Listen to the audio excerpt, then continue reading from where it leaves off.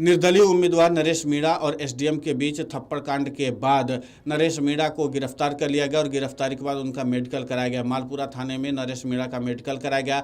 नरेश मीणा के समर्थकों का भी मेडिकल कराया गया है। अब नरेश मीणा को टोंक जेल में शिफ्ट कर दिया गया। बता दें कि टोंक के समरावता गाँव में थप्पड़ प्रकरण के बाद नरेश मीणा को वीडियो कॉन्फ्रेंसिंग के जरिए कोर्ट में पेश किया गया। नरेश मीणा को निवाई कोर्ट में पेश किया गया था।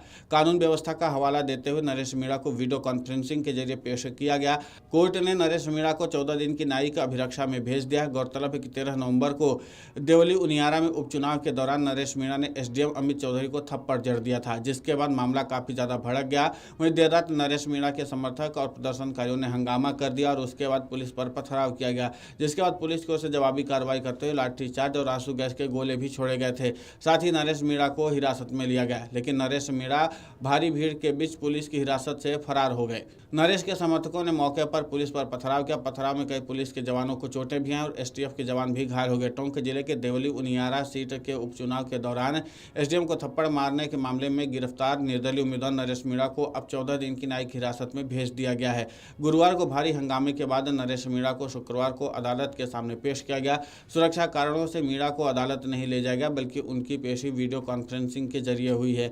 मीणा को निवाई कोर्ट में फर्स्ट क्लास जुडिशियल मजिस्ट्रेट के सामने पेश किया गया। न्यायाधीश ने मीणा को पूछताछ के लिए 14 दिन की न्यायिक हिरासत में भेजने का आदेश दिया। अदालत के आदेश के बाद नरेश मीणा को थाने से भारी सुरक्षा के बीच टोंक जिला जेल में ले जाया गया।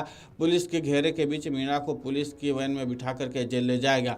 समरावता में थप्पड़ कांड और मतदान के बाद हुई हिंसा के मामले में नरेश मीणा के अलावा 52 अन्य आरोपियों को भी हिरासत में लेकर जेल भेजा गया है। थाने से वैन को ले जाते समय वहां मौजूद पत्रकारों से दूर से ही मीणा से सवाल पूछने की कोशिश की, लेकिन नरेश मीणा का गला बैठा हुआ था। उन्होंने कुछ बोलने की कोशिश की, मगर वो अस्पष्ट था। मीणा को बैन से सिर्फ इंकलाब बोलते हुए सुना जा सका। नरेश मीणा के खिलाफ मालपुरा के एसडीएम अमित चौधरी ने मुकदमा दर्ज किया है। मीणा ने 13 नवंबर को एक मतदान केंद्र के सामने सबके सामने एसडीएम को थप्पड़ मारा था। इस मामले ने देखते देखते तूल पकड़ लिया। मीणा और उनके समर्थक बुधवार को मतदान के बाद समरावता गांव में उसी मतदान केंद्र के पास धरने में बैठ गए। पुलिस ने रात को उन्हें रोकने की कोशिश की, जिसके बाद वहां बड़े पैमाने पर हिंसा और आगजनी हुई। लगभग 60 दोपहिया वाहन, 18 चारपहिया वाहनों को जला दिया गया। इससे पूरे इलाके में तनाव की स्थिति पैदा हो गई। दूसरी ओर गुरुवार को राजस्थान प्रशासनिक सेवा के अधिकारियों ने अपने अधिकारी पर हमले के विरोध में पूरे राज्य में हड़ताल कर दी। इसके बाद गुरुवार को भारी सुरक्षा के बीच पुलिस के आला अधिकारियों के साथ बड़ी संख्या में पुलिस की टीम समरावता गांव पहुंची और नरेश मीणा को गिरफ्तार कर लिया गया।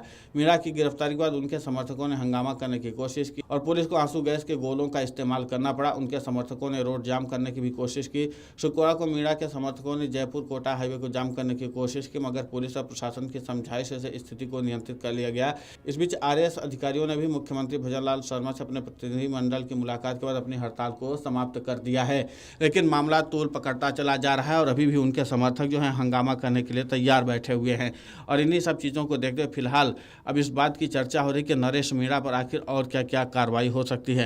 हालांकि इसके बाद उनके जितना समर्थन में लोग भी हैं, तो उतने ही उनके खिलाफ भी हैं कि नरेश मीणा पर सख्त कार्रवाई होनी चाहिए, क्योंकि उन्होंने एक प्रशासनिक अधिकारी के ऊपर थप्पड़ से हमला किया है। जाहिर सी बात है कि नरेश मीणा के मामले को लेकर के गिरफ्तारी का भी मामला अब तूल पकड़ता हुआ चला जा रहा है। उनके समर्थक बेहद नाराज हैं और वो लगातार सरकार के खिलाफ नारेबाजी कर रहे हैं, पुलिस प्रशासन को भी अपने निशाने पर ले रहे हैं। लेकिन फिलहाल इस तस्वीरों को देख करके आप अंदाजा लगा सकते हैं कि पुलिस काफ़ी सुरक्षा के बाद टोंक के जिला जेल में उनको लाया और इसके बाद कड़ी सुरक्षा के बीच उनको जेल के अंदर शिफ्ट किया गया है।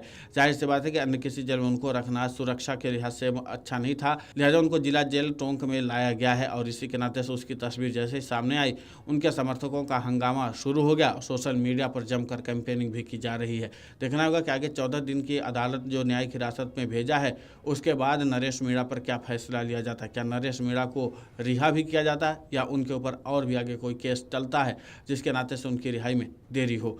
वीडियो डेस्क अमरउजाला.com। अगर आप ये वीडियो YouTube पर देख रहे हैं तो हमारे चैनल को सब्सक्राइब कर बेल आइकन दबाएं और Facebook पर देख रहे हैं तो हमारे पेज को लाइक करें। 8 मिलियन प्लस सब्सक्राइबर, आपके इस भरोसे के लिए बहुत धन्यवाद।